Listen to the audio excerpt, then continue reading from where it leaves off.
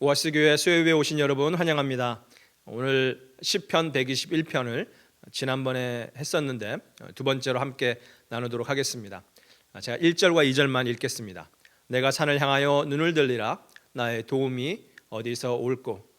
나의 도움이 천지를 지으신 여호와에게서로다. 나의 도움이 어디서 올꼬 합니다. 나의 도움이 어디서 올꼬라고 하는 이 사람의 마음을 함께 좀 느껴보십시다. 우리 입에서는 언제 이런 말이 우리 입에서 나올까요?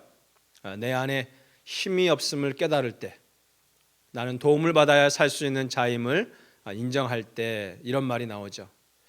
그래서 이제 이 도움의 근원이 되시는, 이 도움의 근원이 하나님께 있음을 고백하고 진실되게 하나님을 찾게 되는 것이죠. 우리가 이러한 사람 될 때에 그 다음에 뭐라고 나왔었습니까? 하나님이 나의 하나님 되시고 나의 힘이 되시는 것이다, 이렇게 말하는 것입니다. 예루살렘 성전은 높은 산 위에 있었습니다. 그래서 그것을 성전산이라고도 했는데요, 햇볕이 내리쬐는 더운 한낮에 이 산을 향하여 길을 갈 때에 얼마나 힘이 들었겠어요. 특히 앞에 멀리 펼쳐져 있는 높은 산길을 볼 때에 얼마나 아득한 느낌이 들었겠습니까? 저는 군대에서 행군을 많이 했습니다. 50파운드가 넘는 럭색이라는 이 큰 배낭을 등에 지고요, 방탄복 입고 철모 쓰고 총 들고 정말로 무겁습니다. 이 모든 것들을 다 짊어지고 13마일을 걷습니다. 아주 빠른 페이스로 걸어야 합니다. 평지나 내리막길을 걸을 때는 이제 갈만한데, 근데 앞에 끝도 없이 오르막길이 쫙 펼쳐져 있으면 그걸 그냥 보는 순간에 숨이 턱 하고 막혀요. 지금 시편 기자는 예루살렘 성전을 향하여 걷고 있습니다. 높은 산을 향하여 눈을 들었습니다. 끝도 없이 펼쳐진 높은 산 오르막길을 볼 때에 숨이 턱 하고 막히는 것이죠. 그러면서 더 이상 내 힘으로는 저 산을 올라갈 수 없다, 이런 마음이 드는 것이죠. 우리의 인생도 그렇지 않습니까? 내 인생에는 왜 이다지도 높은 산들이 내 앞길을 가로막고 있는 것인가? 낙심이 되는 것입니다. 이제 내 힘으로는 더 이상 이 길을 갈 수 없다, 절망하는 것이죠. 그때 이런 고백이 나오는 거예요. 나의 도움이 어디서 올꼬. 자, 여러분, 이제 이때가 정말로 중요한 때입니다. 내가 산을 향하여 눈을 들리라 했잖아요. 그 산은 높은 산, 오르막길, 험한 산이라고 하지 않았습니까? 지금 이 시편 기자는 높은 산이라는 인생의 문제 앞에서 누가 나를 도와줄 수 있을까 하면서 이렇게 돌아보고 있는 겁니다. 산 주변을 바라봅니다. 깜짝 놀라는 것이죠. 거기에 수많은 우상을 섬기는 산당들이 있는 것입니다. 그곳에는 예루살렘 성전에까지 가는 것을 진작에 포기해버리고 우상들로부터 도움을 구하는 수많은 사람들이 거기에 있단 말입니다. 근데 거기에 있는 사람들을 보니까 편안해 보입니다. 즐거워 보여요. 그런데 여러분, 우리는 아는 것이지, 그곳으로는 절대로 가면 안 된다. 왜요? 그곳에는 우상이 있는 곳이다. 이 우상이 무엇입니까? 시편 115편은 이 우상이 무엇인지를 우리에게 아주 잘 말해주고 있습니다. 시편 115편 4절에서 8절. 열국의 우상은 은금이요 사람의 손으로 만든 것이라. 입이 있어도 말하지 못하며 눈이 있어도 보지 못하며 귀가 있어도 듣지 못하며 그들의 입에는 아무 호흡도 없나니 손이 있어도 만지지 못하며 발이 있어도 걷지 못하며 목구멍으로 소리도 못하느니라. 그것을 만든 자와 그것을 의지하는 자가 다 그것과 같으리로다. 뭐라 말합니까? 우상은 아무것도 할 수 없는 것들이다. 그것들은 눈도 있고 귀도 있고 입도 있다. 그렇지만 눈이 있어도 보지 못하고 귀가 있어도 듣지 못하고 입이 있어도 말하지 못하는 것들이다. 성경은 단호하게 우상의 실체를 지금 밝히고 있습니다. 그러면서 경고하고 있죠.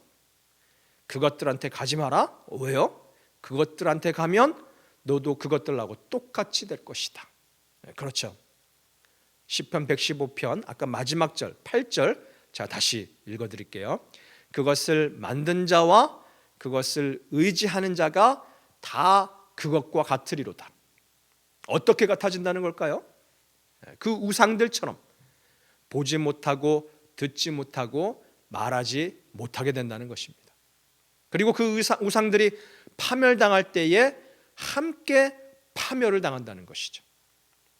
이사야서 6장 9절 말씀 이렇게 쭉 읽어드리면 여호와께서 이르시되 가서 이 백성에게 이르기를 너희가 듣기는 들어도 깨닫지 못할 것이요 보기는 보아도 알지 못하리라 하여 이 백성의 마음을 둔하게 하며 그들의 귀가 막히고 그들의 눈이 감기게 하라. 염려하건대 그들이 눈으로 보고 귀로 듣고 마음으로 깨닫고 다시 돌아와 고침을 받을까 하노라. 여러분이 이 말씀을 많이들 알고 있는데 이 말씀을 사람들은 잘못 이해합니다. 이 말씀을 겉으로만 보고 하나님께서 사람들이 보지 못하게 하시고 듣지 못하게 하셔서 구원받지 못하게 하신다 이렇게 생각하는 것이죠. 여러분 그렇지만 이 말씀은 그런 말씀이 아니에요. 이 말씀은 바로 아까 우리가 읽었던 시편 115편에서 말하는 우상을 만드는 자와 그것을 의지하는 자가 어떻게 되는지를 보여주는 말씀인 것입니다.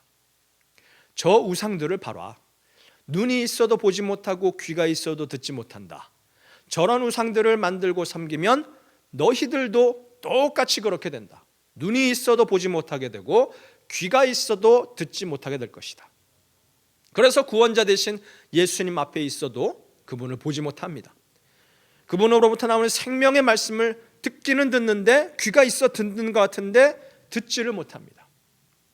내가 예수님 믿고 새로운 삶을 살겠습니다. 입은 있는데 이 말을 하지 못하는 것입니다.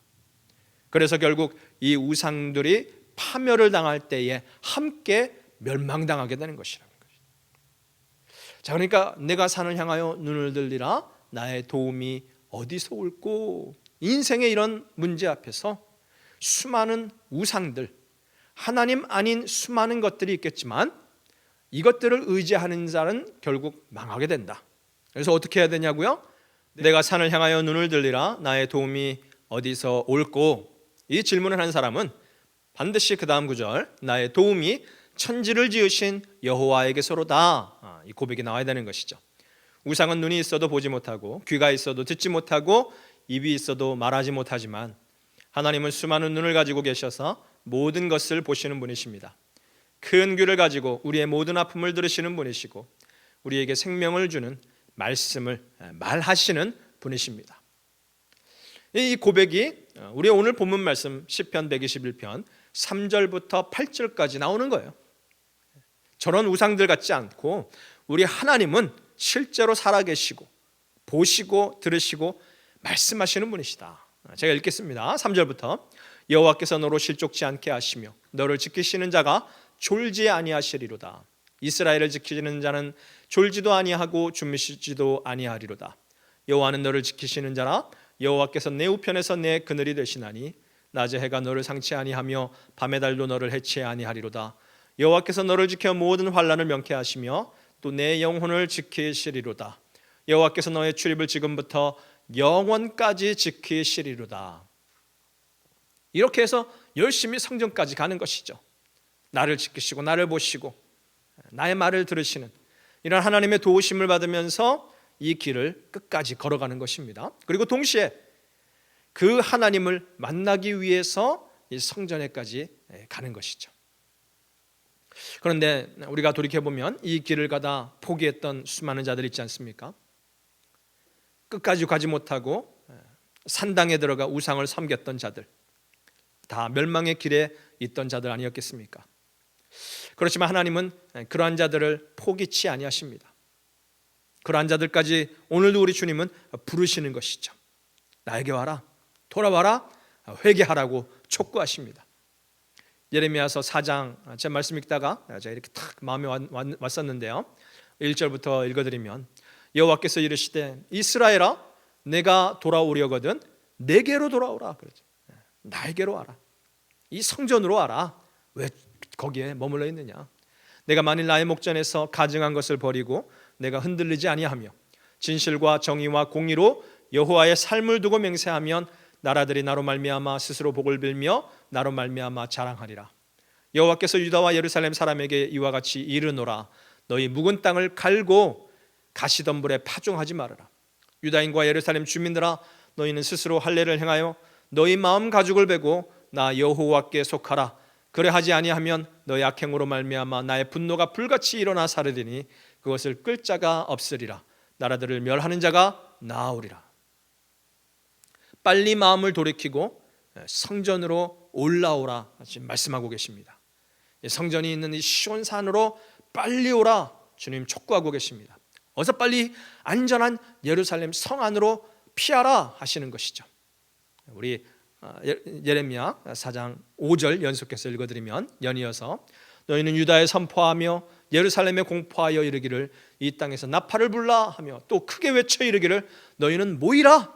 우리가 견고한 성으로 들어가자. 시온을 향하여 깃발을 세우라. 도피해라. 지체하지 말아라. 내가 북방에서 재난과 큰 멸망을 가져오리라.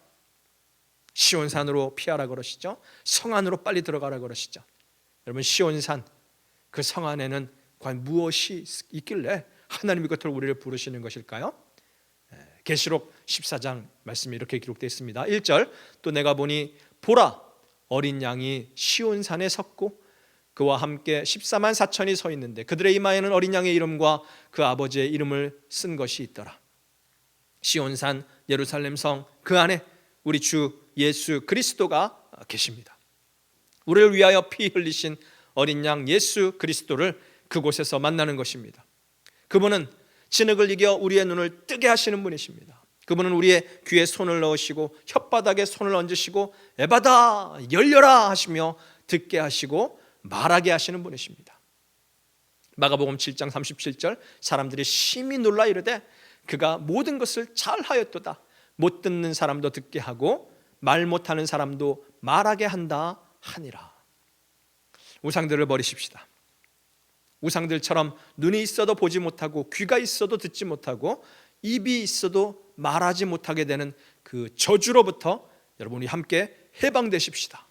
예루살렘 성전 끝까지 올라가 어린 양 우리 주 예수 그리스도를 만나 우리를 보게 하시고 듣게 하시고 말하게 하시는 예수님을 통하여 힘을 얻고 우리 이 길을 끝까지 함께 나아가십시다. 기도하겠습니다.